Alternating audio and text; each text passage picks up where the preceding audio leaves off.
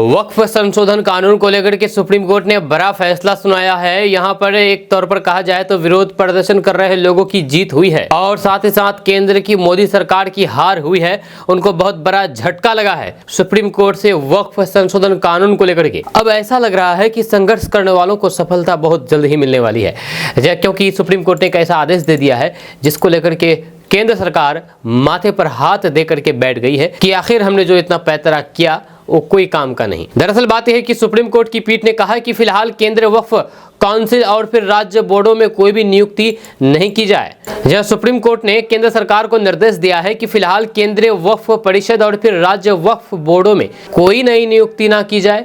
यह आदेश वक्फ संशोधन अधिनियम 2025 को चुनौती देने वाली याचिकाओं पर सुनवाई के दौरान दिया है। दोस्तों, अगर आप बहादुरगंज में बिजनेस के लिए जगह या मकान ढूंढ रहे हैं तो आपके लिए अच्छी खबर है, क्योंकि रेशमी मोटर्स टीवीएस शोरूम बहादुरगंज के पहली मंजिल में किराए के लिए जगह उपलब्ध है, जिसका छत ढलाई बहुत जल्द होने जा रहा है। अगर आप भी बहादुरगंज में जगह ढूंढ रहे हैं तो आप इन नंबर पर संपर्क करके इसके बारे में जानकारी प्राप्त कर सकते हैं। ये आपको बता दूं कि कई सारे याचिकाएं दाखिल की गई है, जिसमें से AIMIM की ओर से असदुद्दीन ओवैसी, मास्टर मुजाहिद आलम और साथ ही साथ कोचाधमन विधायक इजहार एसपी सहित कई सारे लोगों ने याचिका दाखिल की थी। सुनवाई के दौरान सॉलिसिटर जनरल तुषार मेहता ने अदालत से केंद्र की ओर से प्रारंभिक जवाब दाखिल करने के लिए 1 सप्ताह का समय मांगा है।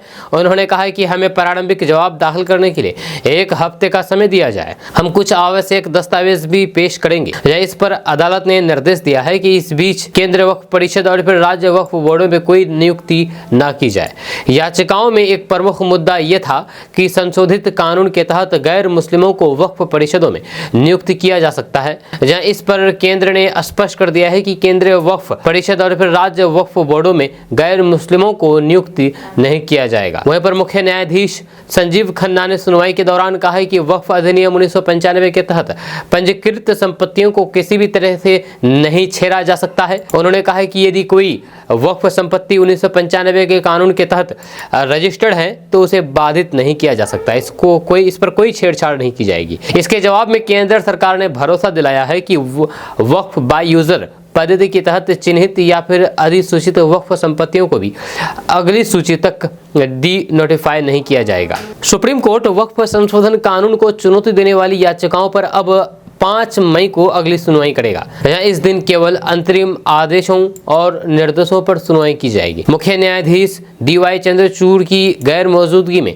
कार्यवाहक प्रधान न्यायाधीश संजीव खन्ना ने कहा कि अगली सुनवाई की तारीख को सिर्फ निर्देशों और अंतरिम आदेशों पर ही बात होगी। सुनवाई को अधिक अव्यवस्थित बनाने के लिए अदालत ने स्पष्ट किया है कि अगली बार से सिर्फ 5 याचिकाकर्ता ही कोर्ट में मौजूद रहेंगे। बाकी याचिकाओं को या तो आवेदन के रूप में माना जाएगा या फिर निपटा हुआ समझा जाएगा। वहीं पर CJI खन्ना ने यह भी कहा कि अब इस मामले को इन वक्फ संशोधन कानून के नाम से जाना जाएगा। किसी का नाम अब जिक्र में नहीं होगा। यानी कि अब जो वक्फ संशोधन कानून है ये अब वक्फ संशोधन कानून नहीं बोला जाएगा, इसको इन वक्फ संशोधन कानून बोला जाएगा। आपका इसके बारे में क्या कहना है नीचे कमेंट बॉक्स में कमेंट करके जरूर बताइएगा।